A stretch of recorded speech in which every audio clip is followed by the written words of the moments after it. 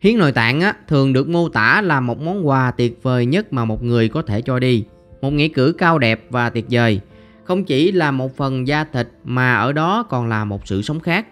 Nhưng mà hành trình từ người hiến tạng đến người nhận thực sự phức tạp hơn hầu hết mọi người tưởng.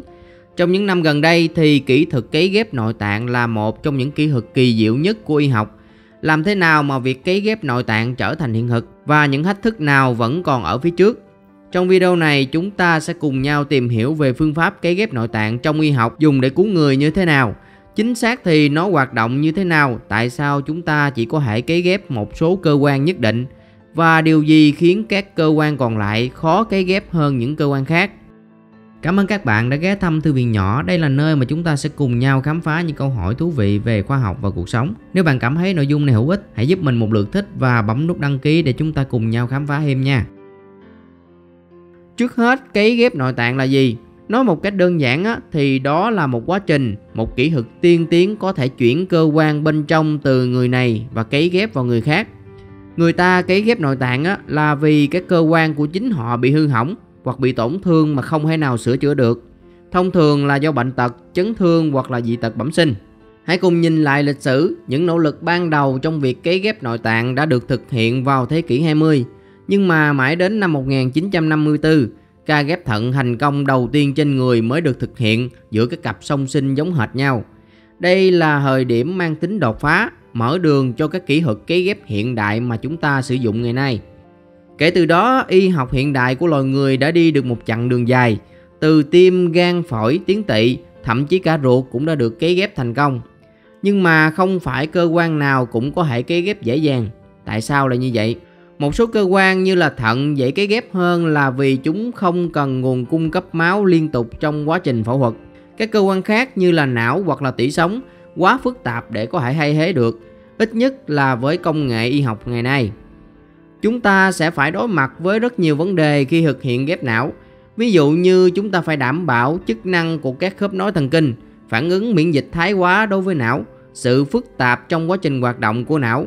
Và kể cả khi ghép được và tế bào não thực sự có thể sống được trong một khoảng thời gian đi nữa, thì chúng ta cũng không thể nào đảm bảo rằng bộ não mới được ghép vào sẽ hoạt động bình thường được.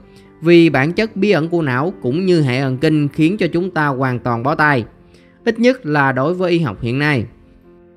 Nhưng mà điều gì xảy ra trước và sau khi cấy ghép? Trước khi phẫu thuật, cả người cho và người nhận đều phải trải qua những đánh giá toàn diện. Khả năng tương thích giữa hai người là một bài kiểm tra cực kỳ quan trọng, đặc biệt là đối với hiện tượng thải ghép. Trong quá trình thực hiện, vấn đề không chỉ là đặt cơ quan vào đúng vị trí. Các bác sĩ phẫu thuật phải đảm bảo rằng các mạch máu và mô kết nối đúng cách với nhau để cơ quan này bắt đầu hoạt động ngay lập tức. Thải ghép là một tình trạng thực sự nặng nề sau khi ghép tạng. Khi đó, hệ thống miễn dịch của cơ thể sẽ coi cơ quan mới được ghép vào là kẻ xâm lược. Chúng cho rằng một thứ không thuộc về cơ thể này thì cần phải được loại bỏ. Và chúng sẽ dùng tất cả mọi khả năng để tiêu diệt đi cơ quan mà chúng ta vất vả lắm mới ghép vào được. Khi đó, các bác sĩ sẽ dùng các loại thuốc ức chế miễn dịch giúp ngăn ngừa sự đào thải cơ quan mới này. Nhưng mà tác dụng phụ của một hệ miễn dịch yếu kém là sẽ dễ bị nhiễm trùng hơn. Một khía cạnh khác thường bị bỏ qua là tác động tâm lý của việc cho và tặng nội tạng. Cả người cho và người nhận đều trải qua những hành trình cảm xúc mãnh liệt. Đối với người nhận, niềm vui khi nhận được nội tạng mới thường đi kèm với lòng biết ơn và cảm giác tội lỗi của một người sống sót.